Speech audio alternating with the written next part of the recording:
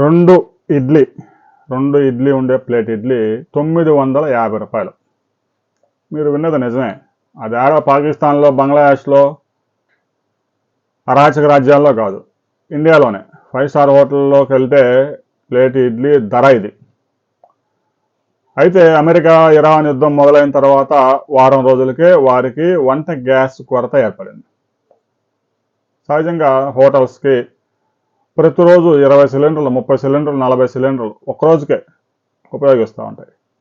ఎందుకంటే వారి యొక్క బిజినెస్ని బట్టి ప్రతిరోజు వారికి గ్యాస్ సిలిండర్ల డెలివరీ ఉంటుంది, కమర్షియల్ గ్యాస్. అలాంటిది కమర్షియల్ గ్యాస్ సప్లై భారతదేశంలో దాదాపుగా నిలిచిపోయింది. హోటళ్ళు, రెస్టారెంట్లు, హాస్టళ్ళు అన్నీ క్లోజ్ అయిపోయాయి. కట్టెలతో కొంతమంది నెట్టుకొస్తూ ఉన్నారు, కొంతమంది డీజిల్తో గ్యాస్ తయారు చేసి అది ఉపయోగిస్తూ ఉన్నారు. రకరకాల మార్గాలను వెతుక్కుంటూ ఉన్నారు. చిన్న చిన్న టీ కొట్లు నడిపేవారు ఇండక్షన్ స్టవ్లోకి మారిపోయారు. కొంతమంది బొగ్గులతో కూడా మండిస్తూ ఉన్నారు. ముంబైలో కూడా బొగ్గులతో ఛాయ్ కాస్తూ ఉన్నారు. తాజాగా జరిగిన ఘటన స్వయంగా పరిశీలించడం జరిగింది. ఇక హైదరాబాద్లో స్టార్ హోటల్స్ వాళ్ళంతా చేతులు ఎత్తేశారు. మా వల్ల కాదు, గ్యాస్ దొరకడం లేదు, కట్టెలు మేము వాడలేము. పేరుకి 5 స్టార్ హోటల్ అని పెట్టి వెనకాతలు పొగబెడితే ఎవరు రాడు కట్టెలతో. అందువల్ల గ్యాస్ అయితే దొరకడం లేదు, గ్యాస్ లేకుండా హోటల్స్ నిర్వహించలేము. అందుకని చెప్పేసి 5 స్టార్ హోటల్స్ వాళ్ళంతా ఒక సమావేశమయ్యారు. రాబోయే కొద్ది రోజుల్లో వారు కొంతకాలం మూసివేయడానికి కూడా సిద్ధమవుతా ఉన్నారు.